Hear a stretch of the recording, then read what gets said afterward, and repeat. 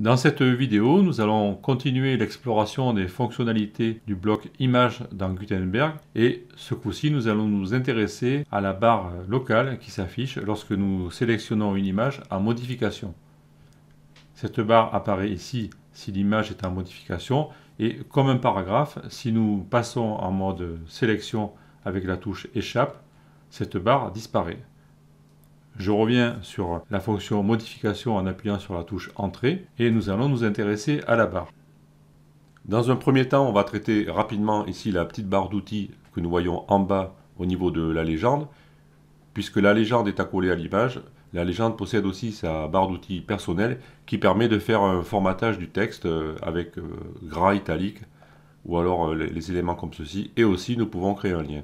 Donc tout ceci, ça correspond à ce que nous avons vu au niveau des paragraphes, donc je ne vais pas m'étendre dessus, et on va s'intéresser maintenant à la barre propre de l'image. Entre parenthèses, vous pouvez constater que à nouveau les vignettes ici ont encore disparu. Alors il se trouve que j'avais interrompu l'enregistrement de la vidéo, donc maintenant nous sommes le jour d'après, on va dire, et donc j'ai rallumé mon ordinateur, etc. Et là, il se trouve que les vignettes ne sont pas revenues. C'est pas paralysant pour l'instant, je ne sais pas d'où ça vient, c'est peut-être un problème avec Gutenberg. Bon, d'ici la suite de l'enregistrement, si je trouve une solution, je vous en ferai part, mais pour l'instant, il ne faut pas s'en inquiéter. Ça fonctionne, c'est juste la vignette qui n'apparaît pas correctement. Bon, je peux même essayer d'inspecter cet élément pour voir ce qui se passe. Donc, je vais faire apparaître l'outil de développement, je vais faire un clic droit, examiner l'élément. Donc ici, j'ai un bloc editor style, je vais descendre. Bloc editor. Voilà, je vois que j'ai un iframe ici. Je vais l'ouvrir. Et là, je vois que j'ai du... Voilà, donc apparemment, ici, il charge un élément iframe et je vois que la balise body est vide. Donc c'est bien un problème de JavaScript. Apparemment, il y a un problème avec Gutenberg. Donc on ne va pas s'en inquiéter. Je pense que ça sera corrigé dans une prochaine version. Je ne dois pas être le seul à avoir ce problème, donc on ne va pas s'embrouiller avec ça. On continue. Au niveau de la barre d'outils de notre bloc image, nous avons dans un premier temps le bouton pour changer le style de bloc, le bouton de transformation, et si je clique dessus, je vois toutes les transformations que je peux effectuer sur mon bloc image. Donc, je peux le transformer en galerie, en colonne, en bannière, fichier, groupe ou média et texte. Et j'ai aussi un rappel des styles, avec toujours le problème de chargement des aperçus. Je le referme. Ensuite, j'ai ici le bouton de déplacement avec la petite main qui s'affiche par-dessus et aussi les flèches haut et bas pour déplacer mon bloc dans le document. Donc ça, nous l'avons vu avec les paragraphes. On ne va pas s'étendre dessus. Ensuite, nous allons trouver des options d'alignement ici avec ce bouton. Je clique sur le bouton et là, nous avons 5 options. Méfiez-vous de ce cadre ici que vous voyez apparaître, ça ne dénote pas une sélection, c'est juste une aide pour vous montrer quelle est la ligne ciblée lorsque vous effectuez des choix au clavier en utilisant les flèches haut et bas, comme je fais maintenant. Je descends avec les flèches ici et maintenant je remonte. Vous voyez qu'on peut déplacer ce cadre à l'intérieur du menu et ensuite, si on appuie sur Entrée, on appliquera le choix. Donc méfiez-vous de ce cadre, c'est un faux ami. Lorsqu'il y a une sélection, l'icône aura un fond noir. Je vais choisir aligner à droite, je vais le faire avec le clavier. J'utilise donc les flèches vers le bas ici pour me déplacer sur la ligne alignée à droite et j'appuie sur la touche entrée. Et je vois le résultat, mon image est alignée à droite et l'icône ici a changé pour une icône qui signifie alignement à droite. Si je reviens dans le menu en cliquant sur le bouton, je vois maintenant que l'icône alignée à droite a son fond noir. Ça me signifie bien que c'est cette option qui est sélectionnée et ce n'est pas le cadre ici qui fait foi, comme je vous l'ai dit. Je peux cliquer sur aligner à gauche, je vois que l'image sera alignée à gauche et l'icône aussi va changer. Je vais revenir à un alignement centré et j'aurai donc un résultat qui correspond à ce que j'avais avant. Alors pas réellement puisque au niveau du code nous aurons ici une image centrée alors qu'au tout début nous avions une image alignée à gauche par défaut avec des dimensions plus grandes que son conteneur. Donc on avait l'impression que l'image était centrée, mais ce n'est pas exactement la même chose. Même si visuellement ça revient à la même chose, il y a une petite différence. Maintenant, nous avons ici deux nouvelles options qui ont été introduites avec Gutenberg. C'est grande largeur et pleine largeur. On va les illustrer. Pour ce faire, je vais dupliquer le bloc et je vais l'appliquer sur les copies. Je reviens ici au niveau du menu local. Je vois que j'ai dupliqué. Alors je ne vais pas utiliser le raccourci ici puisque j'ai constaté qu'il interfère avec le logiciel d'enregistrement. Donc je vais le faire à la main. Alors je clique une fois sur dupliquer, ici, il va me dupliquer le bloc, je reviens, et je fais une deuxième duplication, et il me duplique le bloc une deuxième fois. Je vais revenir sur la première copie, je vais ouvrir le menu d'alignement, et je vais choisir grande largeur.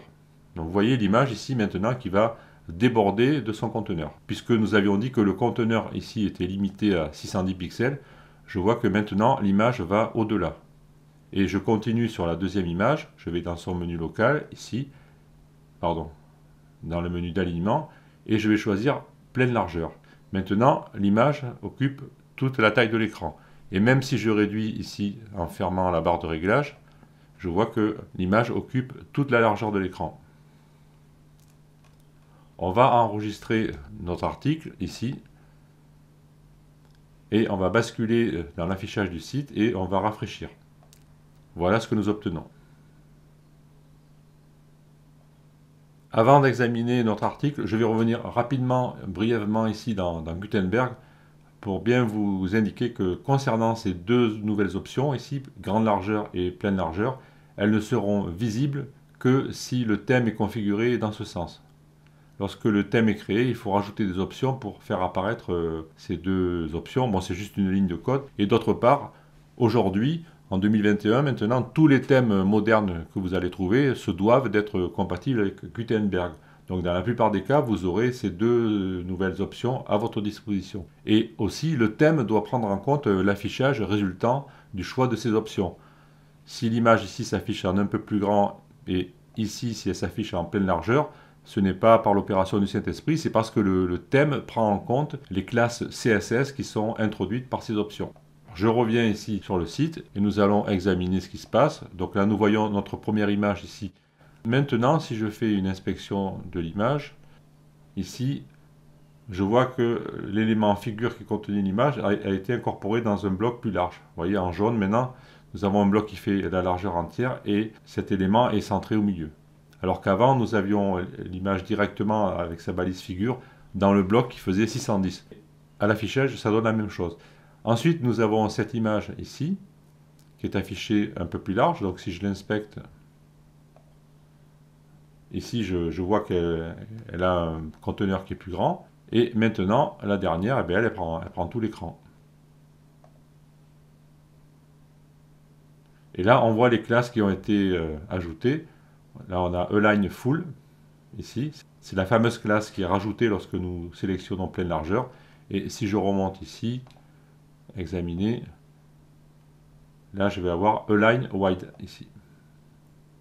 Donc ces deux nouvelles classes, elles doivent être interprétées dans le thème afin d'afficher les images correctement. Maintenant, on va faire une remarque, c'est que dans tous les cas, on a toujours l'image 1024, comme on le voit sur l'incrustation ici. Dans le premier cas, ça ne pose pas de souci, elle est affichée à 610. Maintenant, celle-ci, elle est affichée, alors je reviens ici, examiner l'élément, et je vois qu'elle est affichée dans une taille de 1240. Donc c'est plus que sa taille réelle. Dans certains cas, ça pourrait poser un problème de qualité de l'image, mais dans la plupart des cas, ça peut passer. Vous voyez même l'image ici qui va être affichée plein pot sur mon écran qui fait 1920 pixels de large. Même si elle est un peu pixelisée, c'est normal puisque je l'affiche presque au double de sa taille. Bon, je vois que ça reste quand même acceptable. Je vais revenir dans Gutenberg et je vais me repositionner sur mes deux images larges et grandes. D'abord, je vais la sélectionner et ici, je vais pouvoir, si je le veux, changer la taille de l'image qui est présentée et par exemple, dans ce cas, mettre la taille originale. Je vous fais remarquer au passage que ici, la petite zone qui contenait la taille de l'image et les quatre boutons 25, 50, 75 et 100% a disparu. Dans le cas où nous choisissons une image large ou une image pleine largeur et grande largeur, pardon, dans ce cas, ces choix n'apparaissent pas forcément puisque l'affichage est géré sur une grande largeur. On ne va pas s'amuser à mettre 25% de la taille ou 50% de l'image. Donc je choisis ici la taille originale. Je vais prendre aussi la grande, je vais la sélectionner, enfin la pleine, et je vais choisir taille originale. Je mets à jour mon article. Je reviens sur le site, je rafraîchis la page. Et maintenant, je vois que c'est l'image 1600 qui est affichée.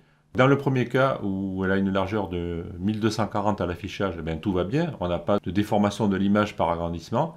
Ici, au niveau de la pleine largeur, on a une image qui fait 1600 et on a un écran qui fait 1920, donc on a une petite déformation par agrandissement, mais ça reste quand même tolérable, hein. C'est une image de fond, on ne va pas la scruter à 1 cm de l'écran, donc il faut le voir globalement. Ceci dit, si vous voulez avoir une qualité optimum, à ce moment-là, il faut téléverser des images qui font au moins 2000 pixels si vous comptez les utiliser en pleine largeur. C'est à vous de voir après dans votre production, de vous organiser. Et chaque image a un usage et en fonction de cet usage, vous devez définir la dimension de l'image en fonction de l'usage final. Bon, c'est tout un ensemble, hein. Il ne suffit pas de mettre des images comme ça bêtement et de les afficher.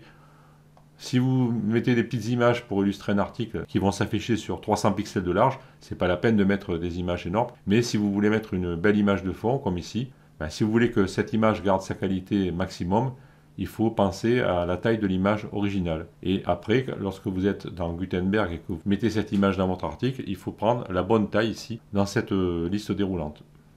Pour s'en convaincre, on va d'ailleurs faire une expérience. On va prendre ici la miniature. Et vous voyez que si je prends la miniature, ben c'est affreux, quoi.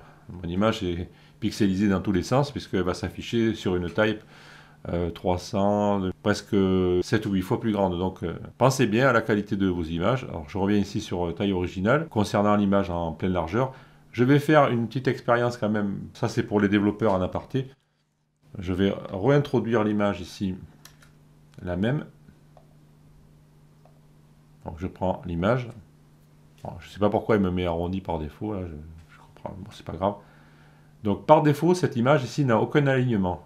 Donc par défaut, elle est alignée à gauche, c'est l'HTML qui gouverne ça.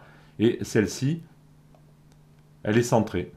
Je mets à jour, je reviens sur l'article, je rafraîchis mon article pour avoir la dernière version. Et je vais inspecter le code rapidement. Alors pour la première, ici je fais examiner l'élément. Je vois que l'élément figure qui la contient, c'est lui qui a la classe WP block image. Maintenant, je vais inspecter la deuxième, examiner l'élément. Et maintenant, vous voyez que l'élément figure, il a été inclus dans un div au niveau supérieur. Et c'est ce div-là qui a la classe WP block image. Voilà la différence que je vous expliquais tout à l'heure. Alors j'avais été un peu vite, donc ça c'est pour les développeurs. Il faut bien faire attention, suivant le cas, le code généré par Gutenberg n'est pas le même.